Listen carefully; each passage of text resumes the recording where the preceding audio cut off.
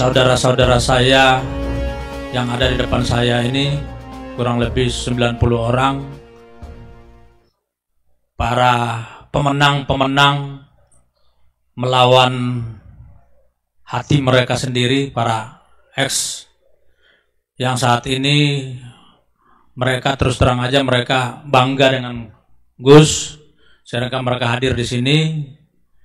Kami memang sudah merencanakan ini kurang lebih, saya bersama-sama, di sini ada Gus, ada Ustadz Sofyan Sauri yang sebenarnya penggagas. Ini beliau juga yang pertama sekali bicara dengan saya untuk bagaimana membawa saudara-saudara kita ke sini.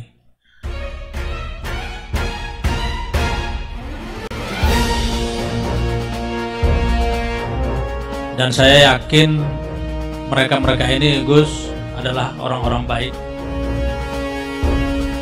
Sehingga dengan silaturahmi kita pada pagi hari ini, mudah-mudahan dimantapkan kebaikan mereka itu sehingga mereka menjadi lebih sempurna sebagai manusia, umat ciptaan Tuhan yang Maha Kuasa.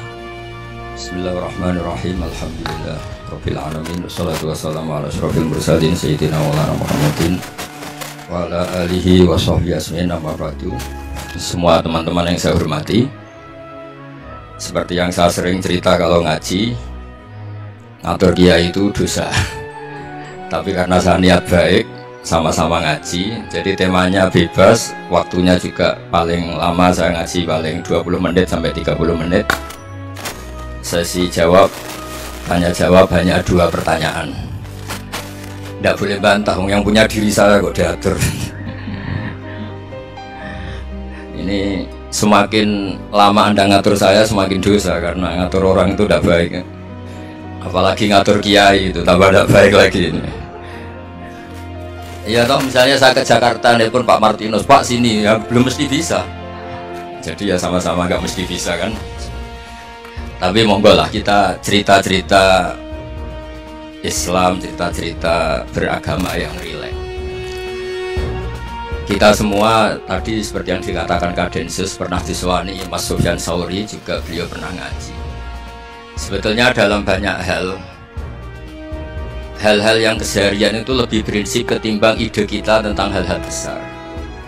Saya beri contoh, Allah itu Tuhan yang Maha Kuasa, yang menguasai alam raya ini. Kadang-kadang menjelaskan dirinya itu hanya Alladzi at'amahum min ju'. Saya ini Tuhan yang memberi makan kamu saat Anda lapar, saat kalian lapar. Jadi untuk beriman kepada Tuhan yang Maha Esa, kepada Allah, kamu yakin yang memberi makan kamu itu Tuhan. Apapun kecewanya Anda terhadap tetangga, terhadap negara, terhadap mertua, terhadap istri, itu kecewa Anda tidak akan mati. Tapi kalau tidak makan itu mati. Sehingga Allah mensifati dirinya kadang pakai keseharian. Alladzi at'amahum min ju'. Tuhan itu siapa? Yang memberi makan kamu ketika lapar. Tapi kamu untuk syukur tuh nunggu punya istri cantik, neriman, gampang diatur, membolehkan poligami. Terus 4 istri itu neriman semua, loyal semua. Itu sombong betul. Mau syukur saja kok repotnya seperti itu. Jadi mau syukur ya ada makanan dimakan gitu. Kalau ngantuk ya tidur. Ayatnya wa min ayatihi manamukum billaili wan nahar. Maksud ayat Allah itu tidur.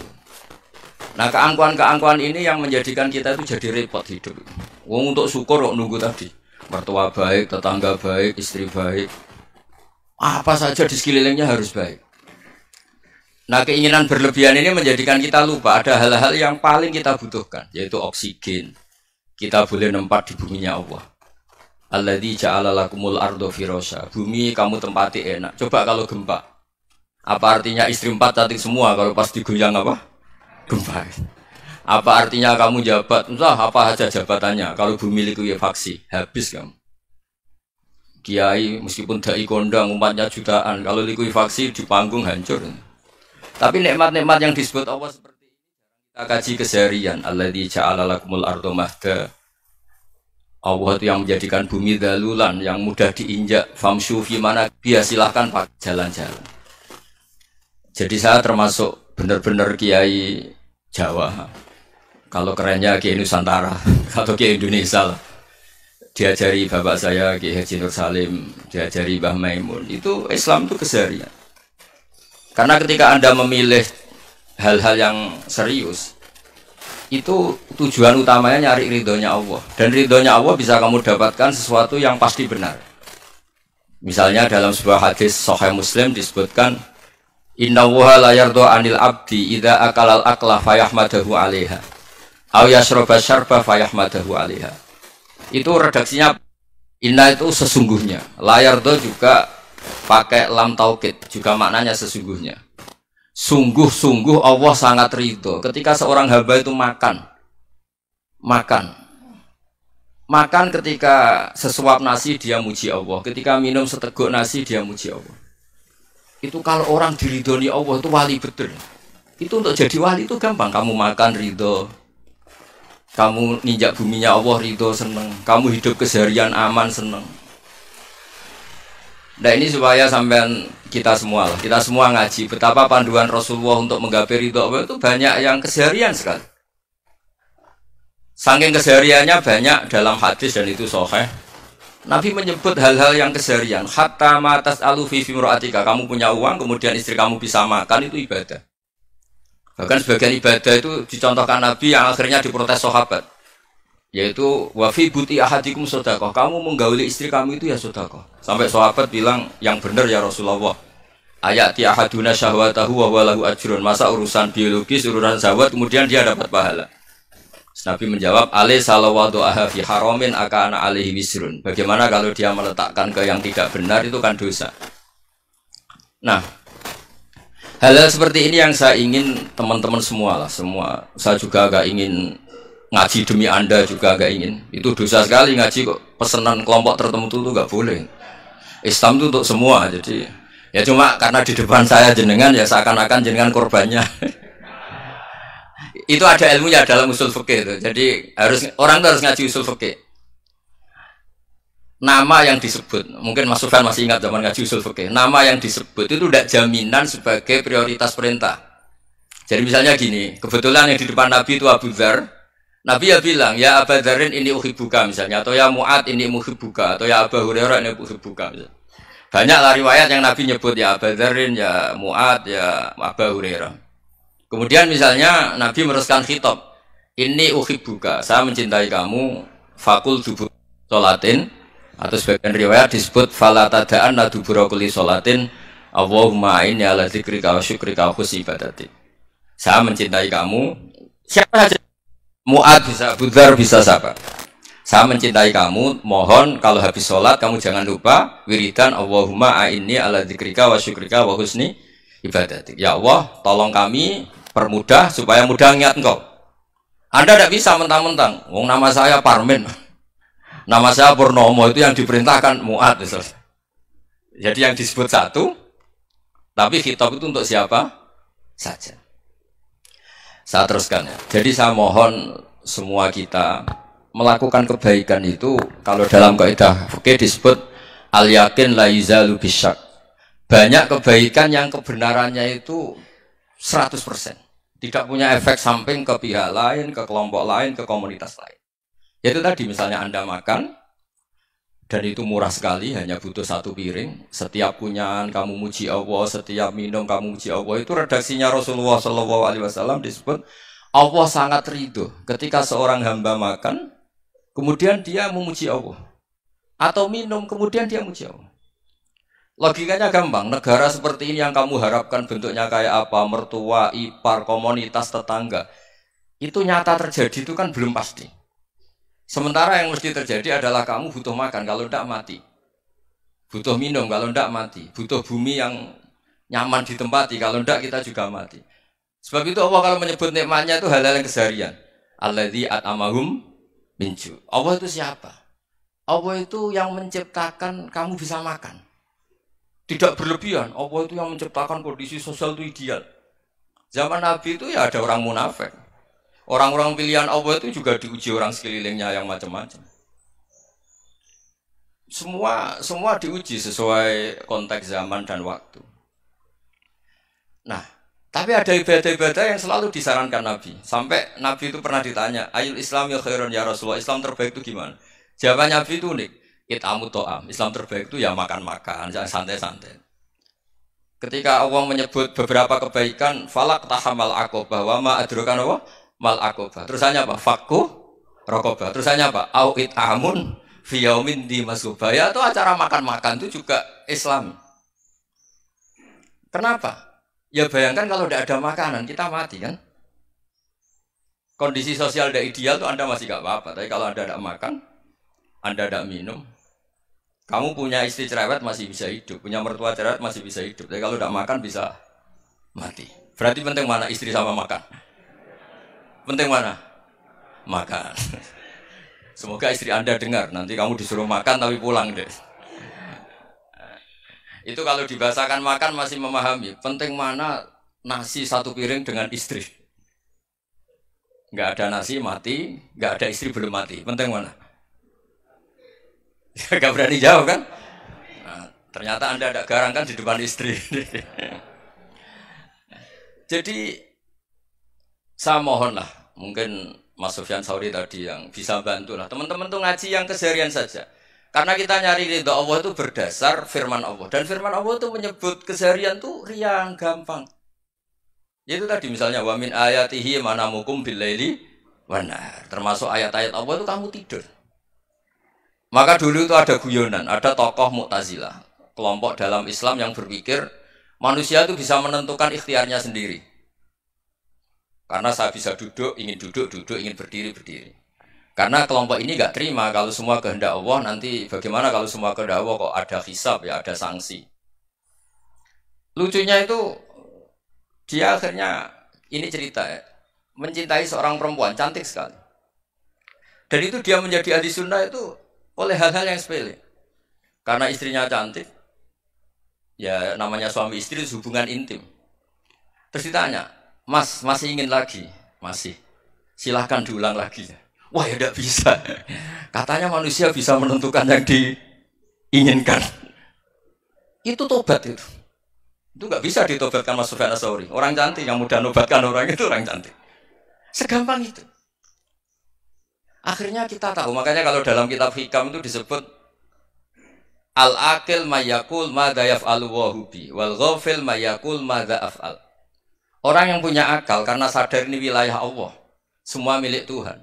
Itu dia tiap hari berpikir, besok Allah akan melakukan apa terhadap dunia ini. Kamu merencanakan sesuatu mau plesir, ternyata gempa. Mau wisata ke Rusia, ternyata perang. Kamu tidak pernah tahu apa yang akan terjadi besok. Wa ma tadri nafsum madza taksibu ghadan. Tapi anda semua kita ini sering punya jadwal permanen. Makanya saya kalau diundang siapa saja, sana takdir.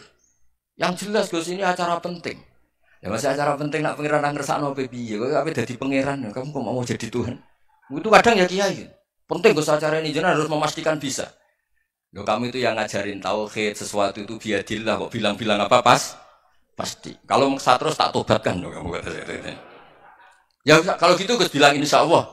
Wah itu hati saya, fisik saya, roh saya sudah bilang insya Allah.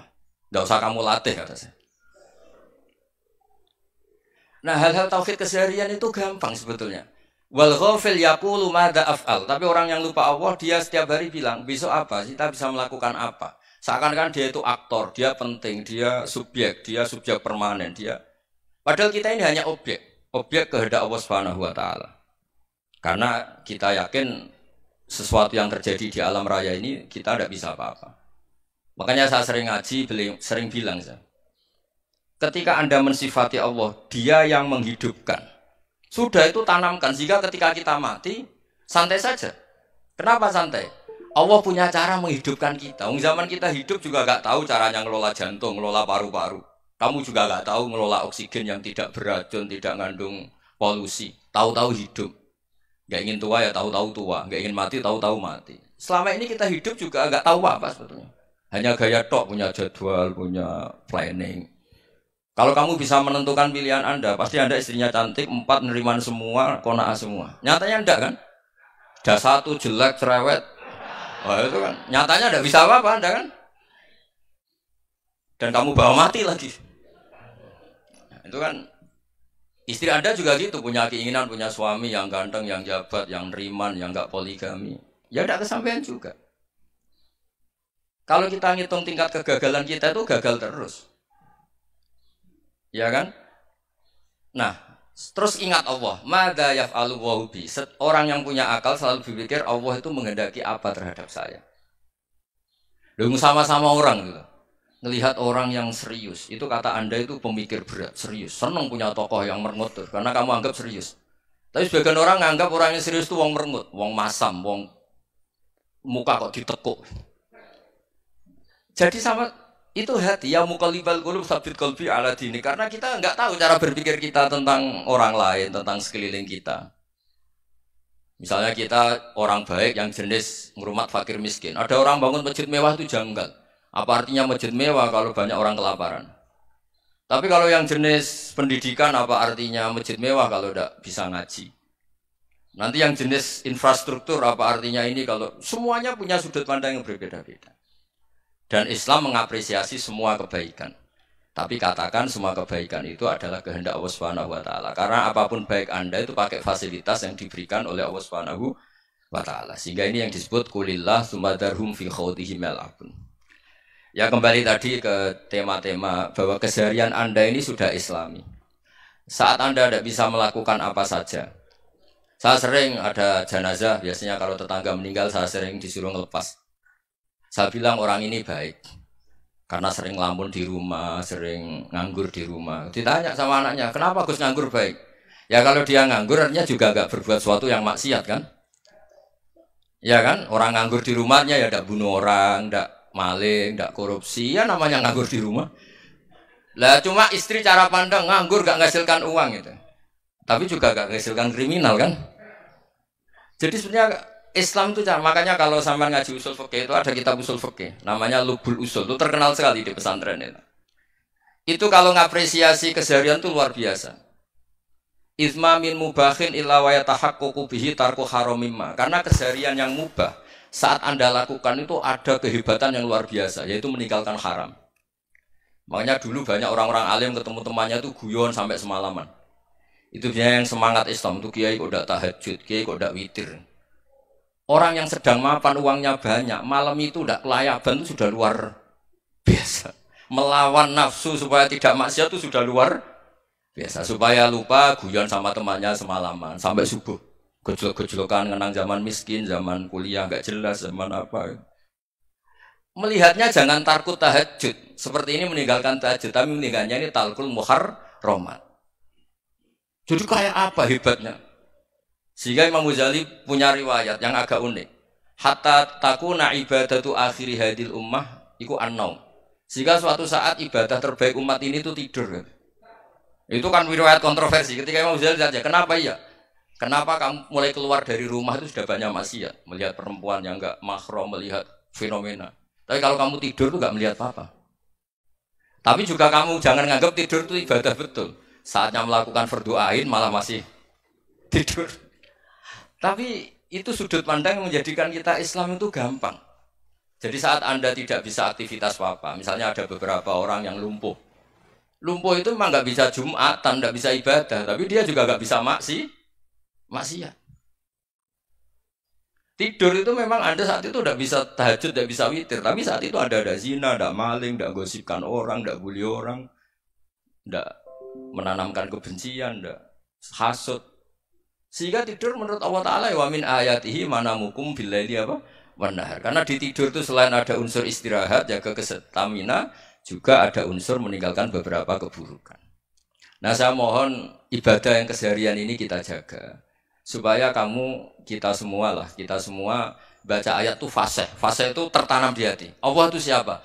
Alladzi at'amahum min ju'i wa amanahum min khauf. Dan Allah kalau cerita di Quran tuh anna subabnal ma'a subba thumma syaqaqnal ardon wa syaqqa fa'ambatna fiha habba wa inaba wa qadba wa zaituna wa nakhla wa hada'iqa hulba. Kamu tahu saya ini siapa kata Allah? Saya ini adalah Tuhan yang menurunkan air, kemudian ada tanaman banyak. Habba wa inaba wa qadba, ada zaitun, ada tin, kalau orang Jawa mungkin ada tela, ada padi, ada mangga, ada pisang. Sudah. Wa inaba wa zaituna wa nakhla wa hada'iqa hulba, ada perkebunan yang lebat. Tujuannya apa? Mata Allahkum, silahkan kamu pakai, kamu nikmati. Tapi karena kadang kita ini punya ide-ide besar. Tadi untuk syukur saja nunggu punya istri neriman, rumah baik, tetangga baik, komunitas baik, semuanya baik baru syukur. Lama-lama nanti ada di surga, syukurnya nunggu surga paling kelas A. Itu sudah ada yang menghuni Rasulullah, kamu nggak boleh di situ. Masa untuk syukur saja repotnya, Masya Allah. Jadi mohonlah Quran yang kalau Anda hafalkan juz sama itu kan ada ayat-ayat yang kayak tadi. Ya, fal yang dzuril insanu ila ta'ami. Coba lihat apa yang kamu makan ya. Dari mana? Dan untuk mempertahankan hidup kamu keseharian. Jadi jangan kira ibadah itu harus membentuk komunitas yang versi Anda. Ibadah itu harus yang hal yang mulu-mulu. Kesehariannya Anda alami. Loh, ini saya tidak bikin-bikin. Saya ngaji bukan karena berdasar pesanan. Itu ayat yang saya baca kan betul ada ayatnya kan. Fal yang dzuril insanu ila ta'ami. Anna soba penal ma'ah soba. Thumma syaqaqnal ardo syaqqa. Fa'ambasna fiya habba wa inabau wa qadba wa zaitunau wa nakhla wa hada'iqa ghulba. Terusannya apa? Mata'al lakum. Silakan kamu nikmati. Mata itu silakan kamu nikmati. Ya kayak sampean dikasih hidangan ya makan. Ya sudah makan. Habis makan ya minum. Habis itu ngantuk ya tidur. Ya sudah normal-normal saja. Kayak apa indahnya Islam. Tapi Anda mencari Islam yang gimana lagi? Nah itu yang diajarkan guru-guru kita, diajarkan sanad kita sampai Wali Songo, sampai Rasulullah SAW. Bahwa pada akhirnya ada jihad, ada perang. Itu dulu memang perang, bukan membunuh. Beda. Dulu kita dijajah Belanda ya perang, dan itu normal karena kita dijajah. Ketika orang lain ingin baik sama kita, wa in ahadum minal musyrikin astajaruka ya fajiru hatta yasma'a kalam Allah. Kalau mereka ingin baik ya kita baik. Makanya ada istilah musta'man, mu'ahad. Kalau mereka ingin damai, berdampingan dengan kemajmukan ya itu yang lebih baik. Karena memang Islam menghormati proses perdamaian. Wa in janahu nawal lisalmi ya fajnah lah. Kalau ingin damai ya kita harus damai. Jadi andai kan dulu Belanda datang ke Indonesia kok minta besanan gitu. Ya mungkin kita juga seneng karena memperbaiki hidung kan kalau kita bisa gitu. Nah tapi wong jajah dulu itu kan masalah kan? Apa? Masalah kan? Jadi saya mohon jadi apa? Saya tadi minta sama Bapak Kadensus kemarin juga pernah main ke saya. Jangan sering ketemu saya ini sudah uzlah, saya ini sudah mau daftar jadi resi. Saya itu kemarin di Muktamar juga agak datang, acara di Jogja juga sudah. Karena memang keluarga saya dulu itu bahasa ya, bapaknya bapak saya itu gak keluar rumah itu puluhan tahun. Memang punya adat uzlah. Ya makanya ngaji saya ngaji aja yang gampang-gampang aja, yang gak orderan, yang gak pesenan ngaji aja dulu yang gampang. Saya ikhlas, yakin betul saya ikhlas. Ikhlas itu menurut saya itu roh. Orang gak ikhlas itu menurut saya itu orang aneh. Ikhlas itu gampang, sudah saya bilang. Kalau kamu yakin ilmu itu milik Allah, ngasihkan juga ikhlas itu milik Allah. Apa sih yang kamu punyai sehingga kamu tidak ikhlas? Uang milik Allah, energi kita milik Allah, bumi milik Allah. Kemudian kamu merasa memiliki. Merasa memiliki itu kalau dalam ilmu tasawuf sudah kesalahan kan. Bagaimana Anda punya? Coba tahu-tahu tanah itu kok milik Anda. Karena saya beli dari orang, dari Zaid. Padahal yang asli punya itu Allah. Apa benar kamu pernah beli sama Allah? Zaid ini pemilik nisbi, pemilik yang enggak sebenarnya kan? Ya enggak? Yang benar-benar pemilik itu Allah. Kok kamu ngerasa itu bumi kamu itu atas nama apa? Milik kan harus beli atau dikasih. Enggak semua kan? Nah, makanya terfamshu fi manaqibiha, dan Allah menyebutnya, sudah saya ini yang menciptakan bumi. Waladzi ja'ala lakumul arda dalulan. Dan Allah menyebutnya sederhana, famshu fi manaqibiha, silakan jalan-jalan. Terusannya apa? Wakulu mirizki, silahkan makan-makan. Jadi Islam itu yes. Ya, makanya kiai-kiai itu ada acara makan. Sampai ada guyonan fikuli makanin makan. Setiap tempat ya makan. Nggih ngoten guys, pokoke sing gampang-gampang mawon nggih. Wis nggih Mas Sufyan nggih sing gampang-gampang mawon nggih. Assalamualaikum warahmatullahi wabarakatuh.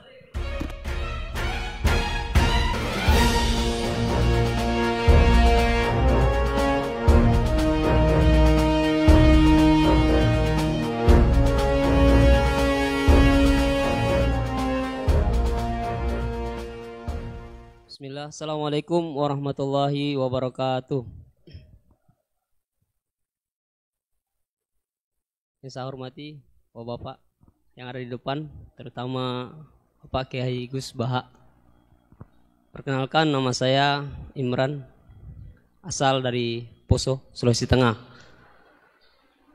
Alhamdulillah pada kesempatan hari ini kita diberikan nikmat oleh Allah untuk bisa bertemu dengan Bapak Kiai yang mungkin secara pribadi dan mewakili mungkin perasaan teman-teman semua di sini, ada kerinduan, keinginan untuk berjumpa langsung dengan Kiai, dan alhamdulillah terlaksana dengan berkat artinya dari Allah Subhanahu wa taala melalui bapak-bapak kita dari Densus bisa memfasilitasi. Pak Kiai, yang pertanyaan saya, kita ini kan teman-teman ini bahasanya ex napiter, pernah masuk dalam kesalahan kebencian terhadap negara. Bahkan di antara kita ini ingin membentuk negara sendiri. Ya kan? Apalagi kami yang dari Poso, terutama MIT, Mujahidin Indonesia Timur, itu pengen bentuk komunitas bahkan negara di Poso. Gitu loh. Artinya ada kebencian-kebencian. Nah, bagaimana? Karena kami dulunya punya doktrin negara ini negara yang togut, gitu loh.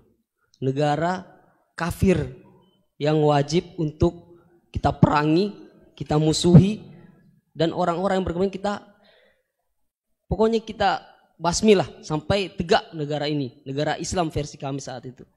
Nah, mungkin ada pesan atau ujangan nasihat untuk kami ini untuk semakin kuat, ataupun ada kisah-kisah ataupun ayat-ayat yang menjelaskan bagaimana kita itu harus sungguh-sungguh mencintai negara kita yang kita cintai ini. Kemudian yang kedua, Pak Kiai, terkait masalah ihsan ini seperti apa?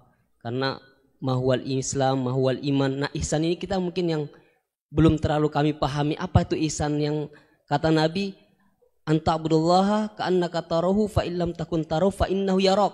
Mungkin ada penjelasannya, Pak Kiai, Gus.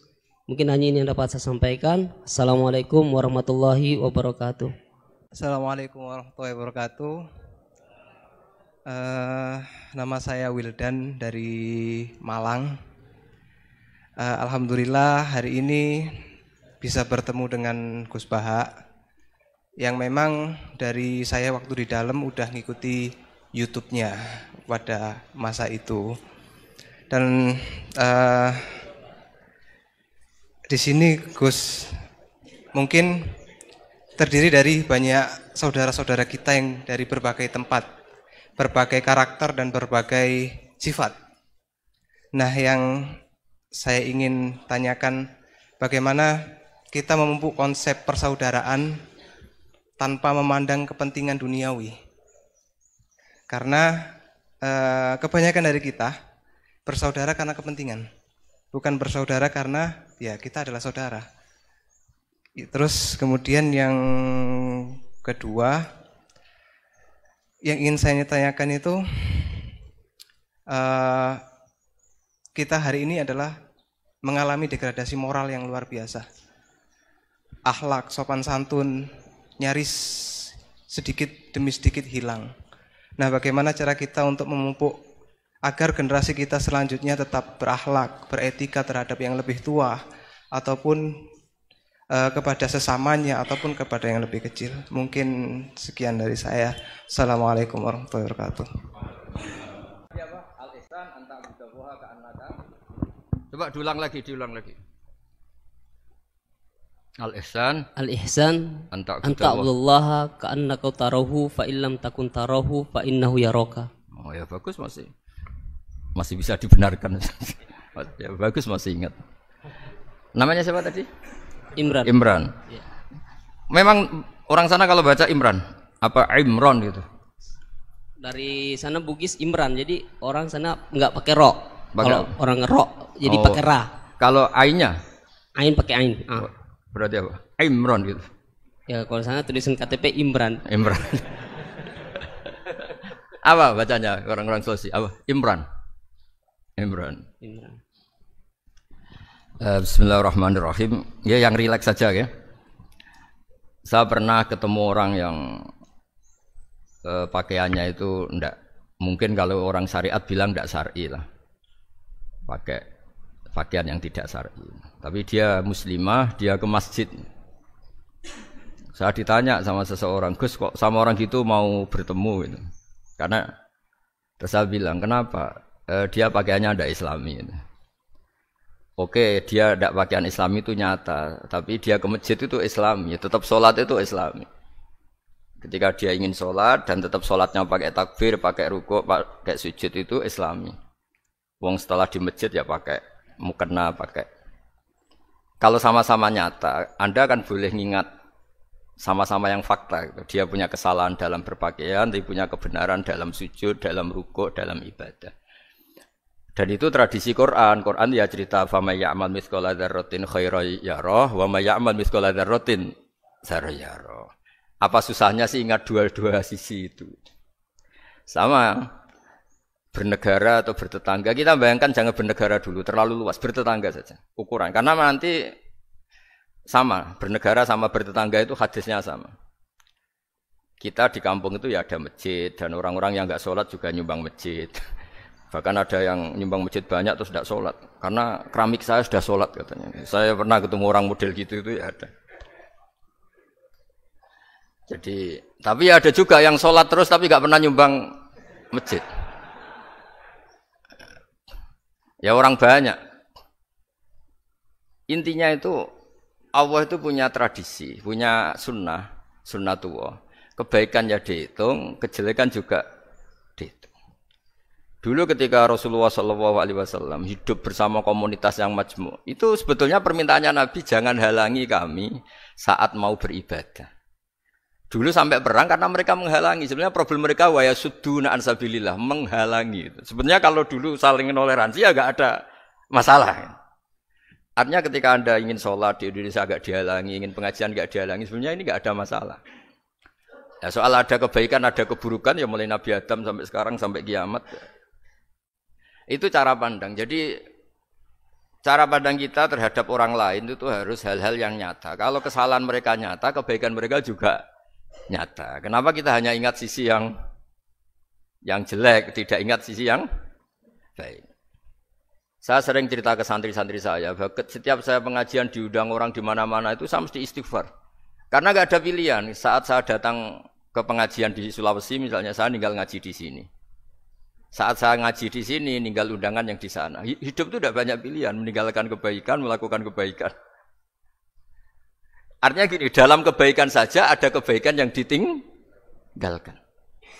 Apalagi dalam kejelekan. Makanya di sini ada pepatah terkenal dalam ilmu tasawuf itu. Wastighfaruna yahtaju ilal istighfar. Saat Anda baik saja butuh istighfar. Bapak saya kalau guyon gini, Mas Sofyan. Ada imam istiqomah jadi imam masjid sampai tua sampai batuk-batuk. Itu bagus istiqomah. Tapi itu masalah kata Bapak. Akhirnya enggak kaderisasi katanya. Itu istiqomah apa enggak mau diganti orang lain katanya. Ada kiai dai di mana-mana. Itu mesti orang muji, "Oh itu dai di mana-mana, laris enggak pernah di rumah." Pondoknya pasti bubar itu karena ditinggal. Jadi kebaikan seperti ada orang sering sowan kiai. Wah itu malah lebih masalah lagi kan. Kadang kiainya pas istirahat, yang disalamkan template uang jatah susu anaknya. Hari itu waya tagihan malah lari sowan kiai. Nah, harusnya di rumah ada fardu'ain tagihan listrik entah apa. Jadi makanya di hikam itu terkenal kata-kata manusia itu siapa? Manusia itu mangkanat mahasinuhu masawiyah fakih falatakunu masawihi masawiyah. Manusia itu orang ketika baik saja salah, apalagi pas salah. Coba saya misalnya pidato begini, di atas panggung saya orang alim pidato nasihati orang. Di saat yang sama seperti yang tanya Mas Wildan tadi, ada agak sopannya. Di situ ada mungkin orang yang lebih sepuh timbang saya. Masa lebih muda kok di atas? Yang di bawah lebih tua? Ada agak sopannya. Mau enggak pidato disuruh, mau di atas disuruh, enggak sopan sama yang. Tapi misalnya yang paling sepuh pidato enggak pernah ngaji kok pidato terus gimana? Artinya ketika kita baik saja ada salahnya, apalagi pas salah. Sebab itu ajaran Rasulullah itu suruh berdoa Rabbana dzolamna anfusana. Sebelum minta itu merasa, ya Allah kita ini mendolimi diri kita sendiri. Karena dalam pilihan-pilihan itu pasti ada salahnya. Coba misalnya Anda bangun masjid habis 2 miliar. Yang harusnya 1 miliar sudah jadi. Terus nanti suatu saat ketemu Allah ditanya, itu ada orang miskin, fakir miskin, yatim. Andai kan kamu sumbang 1 miliar itu sejahtera semua. Gara-gara kamu bangun masjid terlalu mewah. Ya tapi kadang-kadang orang kebaikannya itu orientasinya bangun masjid, gak tertarik nyumbang fakir. Saat itu cara berpikir gitu mau apa? Tapi kalau dia kumuluhur manusia terbaik karena bangun masjid 2 miliar, coba diaudit secara kepentingan syar'i. Penting mana dengan ngasih makan fakir miskin? Penting mana dengan menikahkan janda misalnya? Penting mana dengan pendidikan? Apa artinya masjid mewah orang nggak tahu halal haram, nggak tahu najis, nggak tahu cara sesuci, nggak tahu cara adzan yang benar. Terus penting mana untuk beli kitab sama dipakai masjid? Apa artinya beli kitab apa tapi nggak makan? Penting mana makan sama beli kitab? Ada auditnya. Makanya manusia itu ketika baik pun disuruh istighfar. Apalagi ketika salah. Nah dengan perasaan seperti itu kebencian pada orang lain luluh karena potensi baik pada orang lain ternyata tinggi. Dan potensi salah ke kita juga tinggi. Nah dilatih gitu. Jadi di Ihya itu ada kitab tawaduk. Kitab tawaduk itu dilatih. Ketemu orang tua. Huwa aksaru ibadatan. Dia mesti ibadahnya lebih banyak karena lebih tua timbang saya. Pasti sholatnya lebih lama timbang saya. Ketika Anda sudah tua melihat anak-anak, huwa aqallu minni maksiatan. Mesti maksiatnya tidak banyak karena masih kecil. Terus ketika melihat orang fasik maksiat, la'alla wa yatubu alaih fa inna wa tawwabur rahim. Mungkin Allah memberi tobat, bisa saja. Umar itu ingin bunuh Nabi, tapi Allah memberi tobat. Yang sowan kiai saja tidak mesti dapat tobat. Umar ingin bunuh Nabi, tapi Allah memberi tobat. Akhirnya ya tobat jadi Islam yang baik. Dalam sejarah Wali Songo, Kalijogo sowan Sunan Bonang itu ingin garong, tapi malah jadi muridnya jadi wali. Kalau Allah sudah menghendaki tidak ada ya. Perang Uhud orang Islam kalah itu karena panglimanya siapa? Khalid bin Walid. Tapi dia malah yang dapat hidayah. Nah, sama orang yang sekarang Anda benci bisa saja Allah merencanakan ada apa? Hidayah di situ. Dan kita yang merasa benar jangan saja ada rencana Allah bikin kita su'ul khotimah. Na'udzubillah min dzalik, kan tidak pernah tahu. Nah, dari tidak pernah tahu itu orang diusahakan tawadhu. Wa ma adri ma yuf'alu bi wala bikum. Kita tidak pernah tahu. Makanya meskipun saya ini kiai terus kata orang banyak itu ketok. Kalau istighfar ya nangis betul ya. Cuma kan enggak perlu di depan umum. Nanti ada penampilan kan ribet kan nanti. Sudah nangis enggak ikhlas, enggak mutu. Ya gitu ya. Yang Mas Wildan tadi apa pertanyaannya diulang? Selain masalah akhlak tadi. Tentang bagaimana cara kita bersaudara tanpa memandang kepentingan duniawi. Nah ya makanya tadi saya bilang bernegara itu pakai hadis, misalnya Nabi pernah ngendikan kamu itu punya 3 tetangga, yang satu punya 3 hak, yaitu dia tetangga kamu, dia seagama kamu, dia sesaudara kamu. Jadi ada 3 hubungan, seagama, sesaudara, dan tadi apa? Dia tetangga kamu, dia seagama dengan kamu, dia masih kerabat kamu. Terus ada tetangga yang punya 2 hak, yaitu dia tetanggamu, seagama dengan kamu, tapi tidak sekeluarga dengan kamu. Terus ada tetangga yang punya 1 hak, dia tidak keluarga kamu, dia tidak seagama dengan kamu, tapi tetap punya hak karena itu tetangga kamu. Dan itu kata Nabi semuanya berhak kamu baikin, karena ada hakul jar. Makanya dulu doa Adzabil Qabri itu ceritanya sederhana. Ada seorang perempuan Yahudi ya, sowan Sayyidah Aisyah. Kalau sowan ya dikasih uang sama Sayyidah Aisyah. Padahal Yahudi ya. Ketika dikasih uang, terus si Yahudi tadi, semoga engkau diselamatkan dari siksa kubur. Zaman itu Sayyidah Aisyah belum dengar hadis tentang siksa kubur. Setelah Rasulullah datang, saya tadi diminta didoain, ya saya terima karena saya enggak percaya. Terus Nabi ngendikan itu benar adanya siksa kubur. Ketika komunitas Yahudi di Madinah itu puasa Asyura, Nabi coba tanyakan mereka, kenapa puasa Asyura? Padahal orang Yahudi. Oh, terus setelah ditanya, Yaumun najjawahu fihi Musa, itu hari di mana Allah menyelamatkan Nabi Musa, kata orang Yahudi. Terus kata Rasulullah, nahnu ahaqqu bi Musa, saya juga berhak menghormati Musa. Kemudian Nabi puasa. Suatu saat lagi ada orang Yahudi datang, ya Rasulullah, ya Muhammad, manggilnya ya Abul Qasim karena orang Yahudi, ya Abul Qasim, Nanti nasib langit bumi ini di mana? Manusia yang sudah mati-mati di mana ketika bumi dihancurkan? Mayat-mayat yang sudah di kuburan di mana? Terus orang Yahudi tadi bilang, Inna woha wadu as-samawati ala dzih wal arodina ala dzih. Soalnya Allah itu bisa saja mengelola langit bumi yang sudah hancur gini-gini. Nabi itu tertawa-tawa. Dalam sebuah riwayat disebut hatta badat nawajidu. Tertawanya Nabi itu lepas sampai giginya kelihatan. Kata rawinya tasdikon liqaulil khabri, karena Nabi membenarkan orang Yahudi tadi. Jadi intinya dalam banyak hal itu ya dicari kesamaan. Makanya kalau interaksi dengan kelompok lain kata Nabi la tusaddiquhum wa la tukadzibuhum. Kamu jangan mengiyakan juga jangan menolak.